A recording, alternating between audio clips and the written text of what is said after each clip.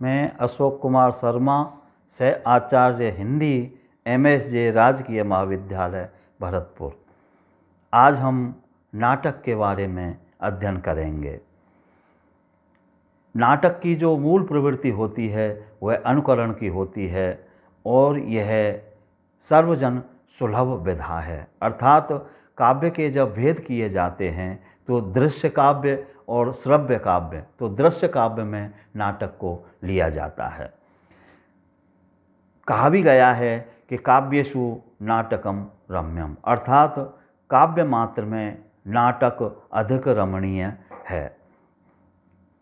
नाटक की परिभाषा और स्वरूप के बारे में हम जब देखते हैं तो नाटक शब्द की व्युत्पत्ति नट धातु से हुई है और इसी आधार पर नाटक की परिभाषा अवस्थानुकृतिर्नाट्यम, अर्थात अवस्था का अनुकरण नाटक है। अनुकरण के लिए ही नाटक माना जाता है।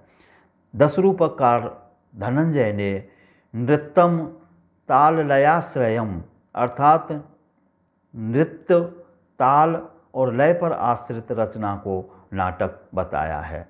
नट का संबंध नृत्य से है और मोटे तौर पर नट अभिनेता होता है जो विविध भंगिमाओं के माध्यम से अभिनय करते हुए नाटकगत पात्रों की अवस्था का अनुकरण करता है। अतः हम अनुकरण की अवस्था को ही नाटक मान सकते हैं।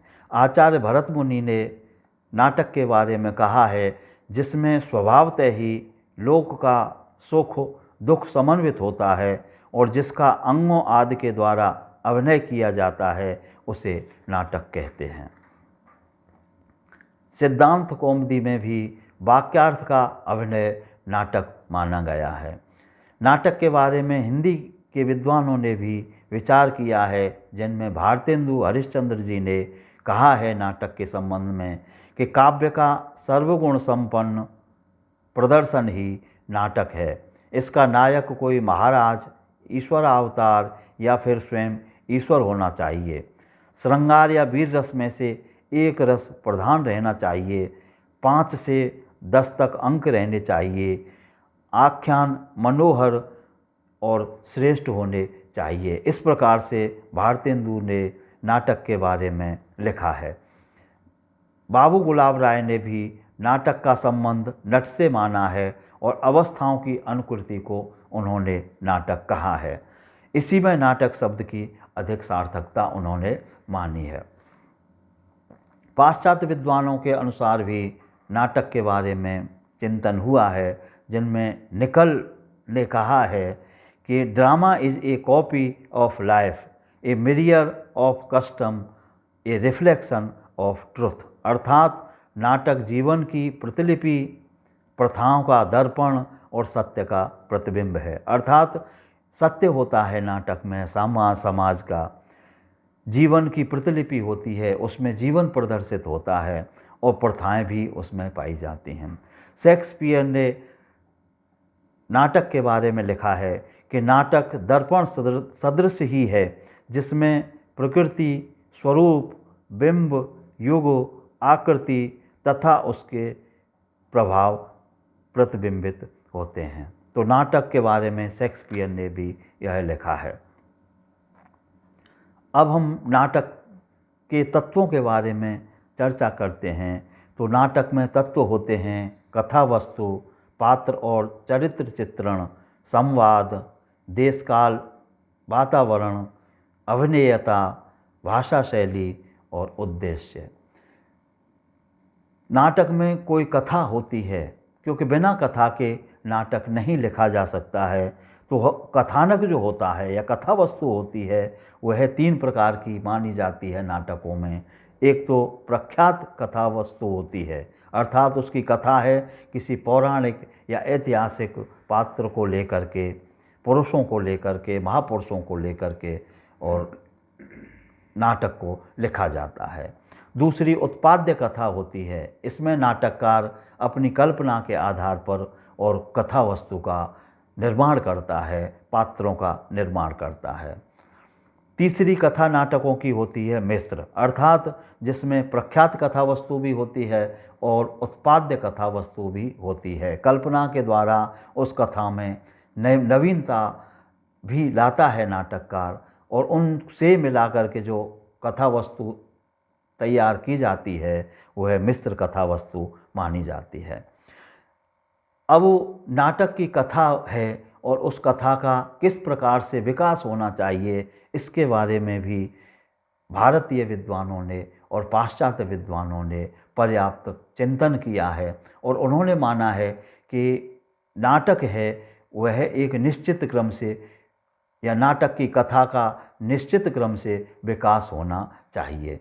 तो भारतीय आचार्यों ने जो कार्य हैं, जो नाटक का नायक होता है और उस नायक का एक निश्चित फल के लिए संघर्ष दिखाया जाता है कथा वस्तु में, तो उस आधार पर भारतीय नाटककारों ने या भारतीय आचार्यों ने कार्य अवस्थाएं मानी हैं कथा वस्तु की, और उन कार्य अवस्थाओं में पहली प्रारंभ मानी है।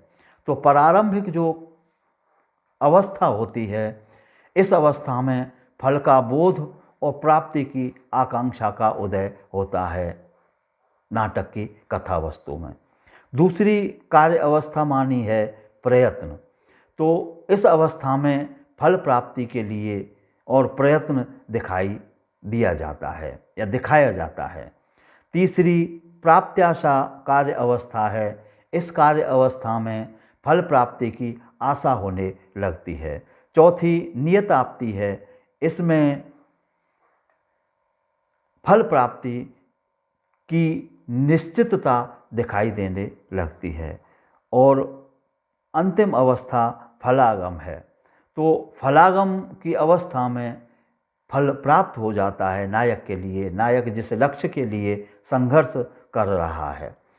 इस प्रकार से भारतीय आचार्यों ने और कार्य की अवस्थाएं मानी हैं।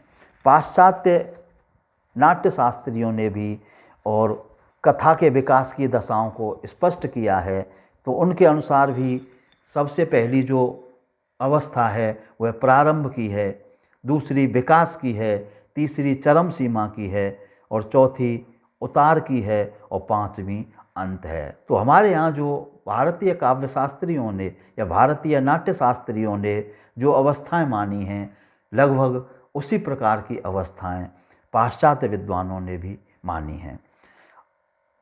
अगला अर्थ की प्रकृतियों के बारे में बात की जाती है कि कथा वस्तु में अर्थ प्रकृतियाँ होती हैं, और अर्थ प्रकृति का जो तात्पर्य है वो प्रयोजन है, सिद्ध हेतव है, अर्थात कथा वस्तु में उत्पन्न ऐसी चमत्कारपूर्ण स्थितियों से है जो प्रयोजन सिद्धि में सहायक होती हैं। जो प्रयोजन लेकर के चला है नाटककार, उस प्रयोजन या फिर पात्र नायक, उस प्रयोजन की सिद्धि में कौन कौन सी जो बातें हैं जिनसे प्रयोजन की सिद्धि होती है, तो उनको अर्थ प्रकृतियाँ माना गया है। अर्थ प्रकृतियों में सबसे पहली प्रकृति बीज होती है। बीज अर्थ प्रकृति ऐसा प्रारंभिक प्रसंग है जिसमें फल निहित रहता है, और यह आरंभ नाम की कार्य अवस्था के साथ में संयुक्त होता है। दूसरी अर्थ प्रकृति बिंदु है। इसमें घटनाएं और प्रसंग विद्यमान रहते हैं, और यह दूसरी कार्य अवस्था है उसके साथ में जुड़ा रहता है। तीसरी अर्थ प्रकृति पताका है। तो पताका और प्रकृति, ये दोनों जो कथाएं होती हैं या दोनों बिंदु होते हैं, इनके संबंध में भी होता है कि इसमें ऐसी कथाएं होती हैं जो नायक के साथ साथ चलती हैं और उनकी फल में प्राप्त्याशा और नियताप्ति की अवस्था को दर्शाती हैं। अंतिम जो अवस्था होती है या अर्थ प्रकृति होती है वह कार्य होती है। इसमें कार्य संपन्न हो जाता है और कार्य व्यापार में फलागम की अवस्था होती है, वह इस अर्थ प्रकृति में मानी जाती है। इनके लिए 5 संधियां मानी गई हैं, अर्थात कार्य व्यापार। तो कार्य अवस्थाओं का मुख्य प्रयोजन से संबंध स्थापित करने के लिए 5 संधियों को माना गया है और ये 5 संधियाँ मुख, प्रतिमुख, गर्भ, विमर्श और निर्वहन नाम से मानी जाती है। प्रारंभ नामक कार्य अवस्था और बीज नामक अर्थ प्रकृति के संयोजन का कार्य मुख नामक संधि करती है। इसी प्रकार प्रयत्न और बिंदु की संयोजक प्रतिमुख संधि है। प्राप्त्याशा और पताका की योजक गर्भ संधि है और नियताप्ति और प्रकृति की संगति का नाम विमर्श संधि माना जाता है। फलागम तथा कार्य में संबंध स्थापना का नाम निर्वहन संधि माना जाता है। इस प्रकार से संधियों के द्वारा और कार्य अवस्था और कार्य व्यापार का संयोजन किया जाता है। दूसरा नाटक का तत्व है पात्र और चरित्र चित्रण। तो पात्रों में नायक होता है और नायक के बारे में हमारे यहाँ पर विचार किया गया है कि नाटक का नायक विनयशील, सुंदर, त्यागी, कार्यकुशल, प्रियंवद, लोकप्रिय, शुद्ध, भाषणपटु, उच्च वंशज, स्थिरचित्त, युवा, बुद्धिमान, साहसी, प्रज्ञावान, कलाकार, स्वाभिमानी, शूरवीर, तेजोमय, शास्त्रज्ञ होना आवश्यक बताया गया है। अब इतने जो गुण हैं वो सामान्यतः किसी एक व्यक्ति में मिलना मुश्किल होते हैं, इसलिए कुल मिलाकर उसमें आभिजात्य और भद्रता से जुड़े सभी गुण आवश्यक माने जाते हैं। गहराई से देखें तो इतनी लंबी गुण सूची का किसी एक व्यक्ति विशेष में होना संभव नहीं है। तो ईश्वर का जो अवतार है या महापुरुष हैं उनमें ये गुण पाए जाते थे और उन्हीं के आधार पर नायक के गुणों को स्थापित किया गया है, क्योंकि नाटकों के जो नायक होते थे पहले वह ईश्वर के अवतार या महापुरुष होते थे।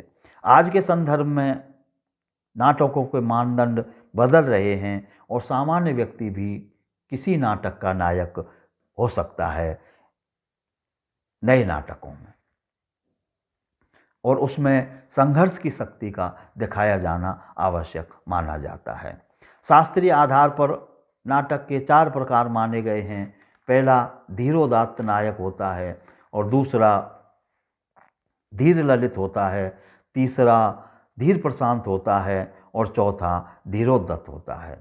तो धीरोदात्त नायक जो है वह उसका अंतःकरण शोक, क्रोध आदि से अविचलित रहने वाला होता है और अत्यंत गंभीर, क्षमावान, आत्म प्रशंसा से दूर, अहंकार से शून्य, वचन का पालक, विनयी और उदार चरित्र होता है।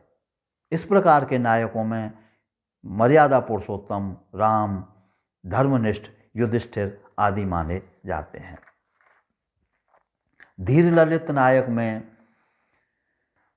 निश्चित कला आसक्त, धीर ललित जो नायक होता है वो निश्चिंत होता है, कला में आसक्त होता है, सुखान्वेषी होता है, कोमल स्वभाव का व्यक्ति होता है। इस प्रकार के नायकों में श्री कृष्ण को माना जाता है जो धीर ललित हैं। भारतेंदु हरिश्चंद्र की चंद्रावली नाटक के श्री कृष्ण धीर ललित नायक माने जाते हैं। धीर प्रशांत नायक में अन्य गुणों के साथ शांत स्वभाव का होना निर्दिष्ट किया गया है, अर्थात धीर प्रशांत नायक शांत प्रकृति का होता है, वचन का पालक होता है, कलाओं में निपुण होता है, लेकिन शांत चित्त का होना धीर प्रशांत नायक के लिए आवश्यक माना गया है। धीरोदत्त नायक जो होता है वह मायावी, आत्म प्रशंसा परायण, स्वभाव से उग्र, चंचल, धोखेबाज, अहंकार और दर्प से युक्त माना जाता है। रावण, मेघनाद, परशुराम आदि जो महापुरुष हैं, आदि जो नायक हैं, वो इसी प्रकार के माने जाते हैं। नायकों का जो वर्गीकरण है वह पत्नियों के संबंध के आधार पर भी निर्धारित किया गया है। तो यह एक अनुकूल नायक होता है, दूसरा दक्षिण नायक होता है, तीसरा सठ नायक होता है और चौथा धृष्ट नायक होता है। दूसरे पात्रों में नायिका होती है, तो नायिका के बारे में भी शास्त्रों में लिखा है कि नायिका में 8 गुणों का होना अति आवश्यक है। उसे अष्टांगवती होना चाहिए। यौवन, सौंदर्य, गुण, शील, प्रेम, कुल, वैभव और आभूषण सज्जा, ये नायिका के 8 गुण माने जाते हैं। पति के साथ संबंध की दृष्टि से भी नायिका को 3 वर्गों में बांटा जाता है। एक तो स्वकीया, जो नायक की पत्नी होती है। दूसरी परकीया नायिका होती है, जो नायक की प्रेम का होती है। और तीसरी नायिका होती है गणिका, जो कोई गुण संपन्न गणिका या नर्तकी हो सकती है। नाटक में नायक के प्रतिद्वंदी पात्र को प्रतिनायक कहा जाता है, जो धीरोद्धत होता है। प्रासंगिक कथा वस्तु के नायक को, जो मुख्य नायक का सहायक होता है, और पीठमर्द कहा जाता है उसे। इसके अतिरिक्त नाटक में हास्य स्थितियों के जनक पात्र को विदूषक कहा जाता है। अंग्रेजी नाटकों में इसे क्लाउन कहा जाता है। तो पात्र चरित्र चित्रण में इसके साथ ही भृत्य, दास, दासी, मंत्री जैसा नाटक की कथा वस्तु होती है, उसके आधार पर पात्रों का संयोजन किया जाता है। अगला तत्व संवाद है। तो नाटक में संवाद ही मुख्य होते हैं, क्योंकि पात्रों के द्वारा ही नाटककार कोई भी बात कहलवाना चाहता है या कथा का विकास करता है। तो नाट्यशास्त्र में संवाद का संबंध वाचिक अभिनय से बताया गया है। संवाद के गुणों में प्रसंग, स्थिति और पात्रानुरूपता पर बल दिया गया है। संवाद का कार्य कथा विकास और चरित्र चित्रण माना गया है। तो संवादों के द्वारा कथा का विकास होता है और पात्रों के चरित्र का चित्रण किया जाता है। भारतीय आचार्यों ने संवाद के 3 रूप निर्धारित किए हैं, जिनमें पहला श्राव्य है। श्राव्य वह संवाद होते हैं जिस संवाद के लिए, अर्थात जो अभिनेता बोलते हैं, नाटक में जो नट हुए हैं वो बोलते हैं, उन संवादों के लिए सभी सुन सकें। दूसरा नियत श्राव्य संवाद होते हैं, जिनको कुछ ही व्यक्तियों तक को सुनाना आवश्यक होता है, वह नियत श्राव्य संवाद होते हैं। अगले संवाद स्वगत होते हैं, उनमें अभिनेता होता है या नट होता है, वह अपने आप में ही और उन संवादों का उल्लेख करता है, उनका वाचन करता है। आधुनिक नाटक में जो संवाद होते हैं वो श्राव्य ही होते हैं, अर्थात सभी उनके लिए सुन सकते हैं। संवाद का महत्व उसके रूप में ना होकर के कथा और चरित्र के क्रिया व्यापार के बीच कड़ी के रूप में अधिक होता है।